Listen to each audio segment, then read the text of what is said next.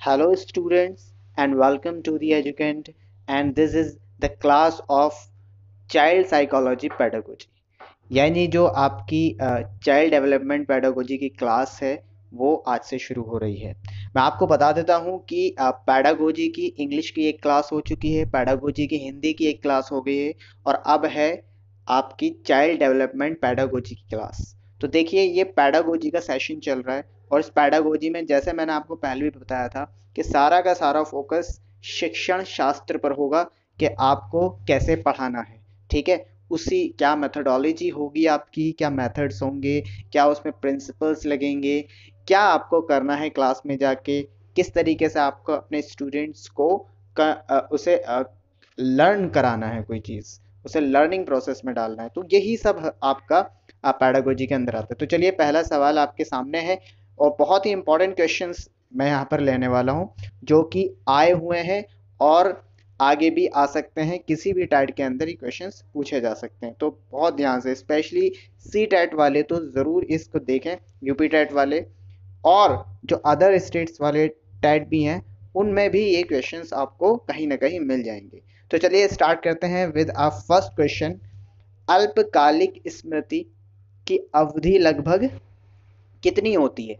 कितने सेकंड्स की होती है कि अल्पकालिक स्मृति यानी शॉर्ट टर्म मेमोरी, यानी शॉर्ट टर्म मेमोरी आपकी कितनी, यानी कम से कम आपकी कितनी मेमोरी होती है किसी चीज को याद करने के लिए? तो मैं आपको बता देता हूं, इसका सही आंसर है 30 to 40 सेकेंड्स। यानी कोई भी कैसा भी जो आपका बच्चा स्टूडेंट्स होता है तो वो याद कर सकता है किसी भी चीज को।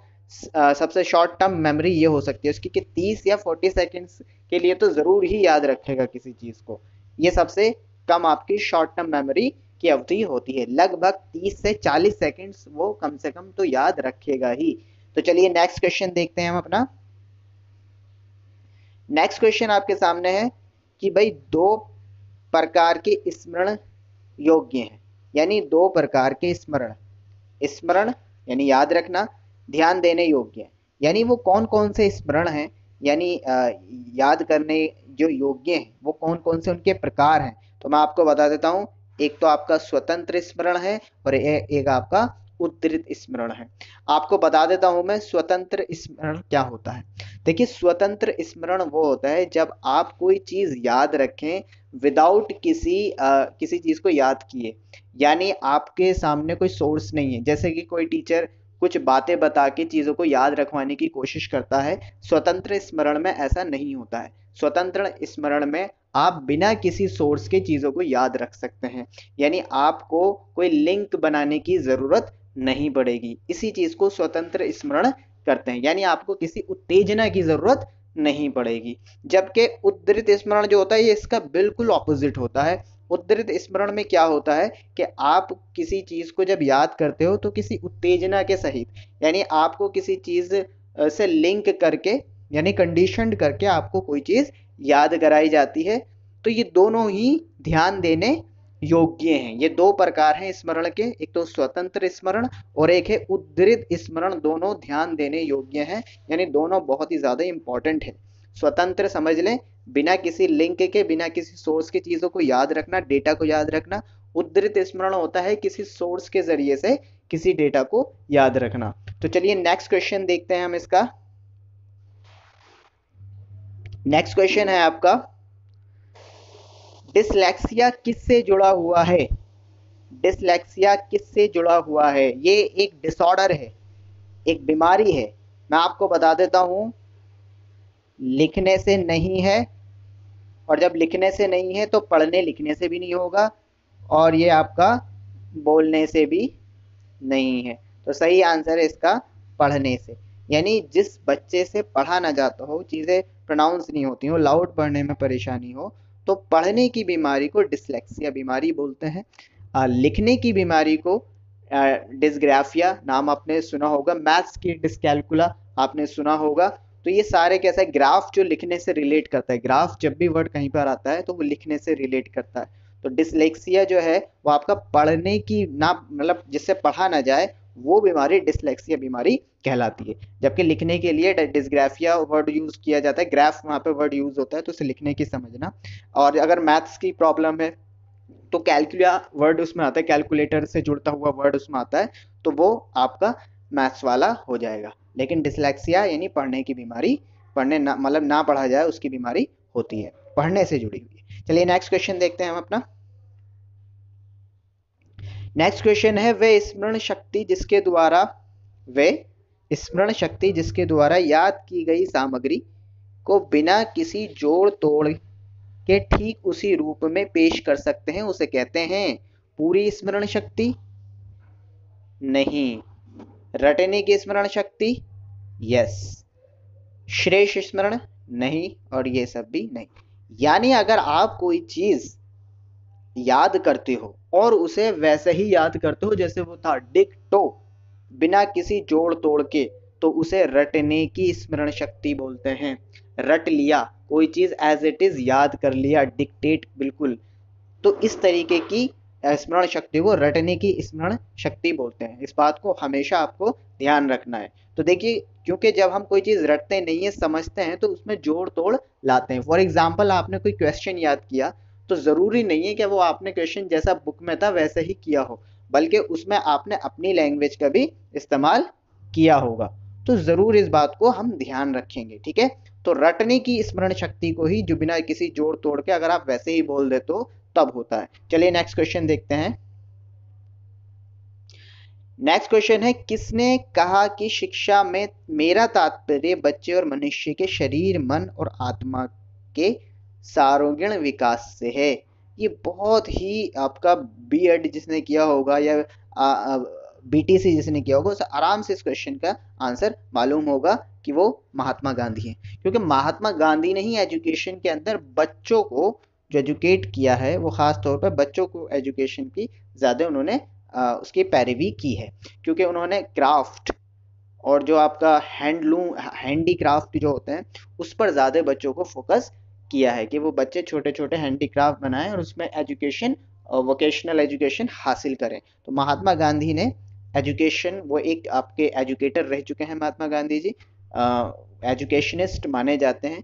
तो वो उनका ये एक मत था कि उन्होंने बच्चे और मनुष्य के शरीर, मन, तन, आत्मा, सर्वगुण विकास से, तो उन्होंने शिक्षा की परिभाषा ये दी थी महात्मा गांधी। तो चलिए नेक्स्ट क्वेश्चन देखते हैं। नेक्स्ट क्वेश्चन है, निरौपचारिक शिक्षा किसका भाग है? अब निरौपचारिक शिक्षा में आपको बता देता हूं। देखो, एक होती है फॉर्मल, एक होती है आपकी फॉर्मल, ठीक है, एक होती है आपकी इनफॉर्मल, ठीक है, इनफॉर्मल। मैं आपको बता देता हूँ फॉर्मल और इनफॉर्मल में। देखिए, फॉर्मल आपकी शिक्षा वो होती है जहाँ आप प्रॉपरली स्कूल जाते हो, रोज अटेंडेंस लगती है, रोज आपको होमवर्क दिया जाता है, ये आपकी औपचारिक यानी फॉर्मल होती है। अनौपचारिक यानी बिल्कुल इनफॉर्मल, बिल्कुल इनफॉर्मल यानी इसका मतलब आप स्कूल ही नहीं जाते, बस इधर उधर से कहीं से भी किसी से कुछ सीख लिया, अपने चाचा से कुछ सीख लिया, अपनी मदर से कुछ सीख लिया, अपने फादर से कुछ सीख लिया, पड़ोसी से कुछ सीख लिया, ये आपकी इनफॉर्मल एजुकेशन है। ये आपकी इनफॉर्मल है क्योंकि ये कहीं से नहीं आ रही। लेकिन इसका एक बीच का रास्ता है हमारा निरौपचारिक का, मैं आपको बता देता हूँ क्या है वो।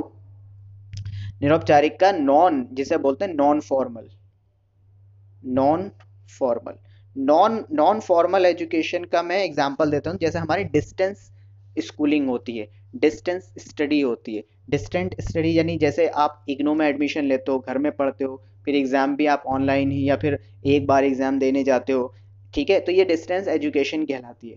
इसमें आपको रोज़ स्कूल नहीं जाना होता है, बच्चे घर पर रहकर भी पढ़ लेते हैं। तो ये ना तो फॉर्मल है और ना ही इनफॉर्मल है। लेकिन ये किसका भाग है?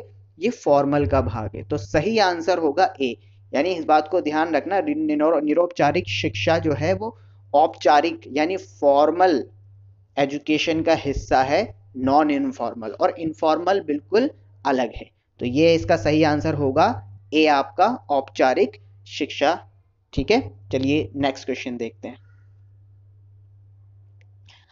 नेक्स्ट क्वेश्चन आपके सामने है, प्रासंगिक यानी कॉन्टेक्स्ट और शब्दार्थ स्मृति किस स्मृति का एक हिस्सा है? आपको बताना है कि प्रासंगिक और शब्दार्थ स्मृति। प्रासंगिक यानी जब हम कोई चीज कॉन्टेक्स्ट से याद करते हैं तो वो आपकी दीर्घकालिक स्मृति होती है, यानी लंबे समय तक वो चीजें मेमोरी यानी लॉन्ग मेमोरी होती है। यानी आप जब किसी या शब्दार्थ आपने सीख रखे हैं या वोकैब आपको याद है तो वो लंबे समय तक याद रहती है।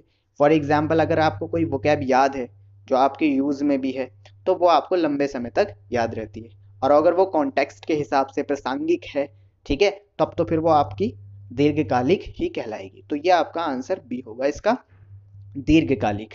चलिए नेक्स्ट क्वेश्चन देखते हैं। नेक्स्ट क्वेश्चन है आपके सामने, किसी वस्तु को दोबारा अभ्यास करने की संभावना जितनी अधिक होगी उतना ही वे डैश का हिस्सा बन जाती है। किसका हिस्सा बन जाएगी? देखिए वो बनेगी हिस्सा प्रतिधारण का।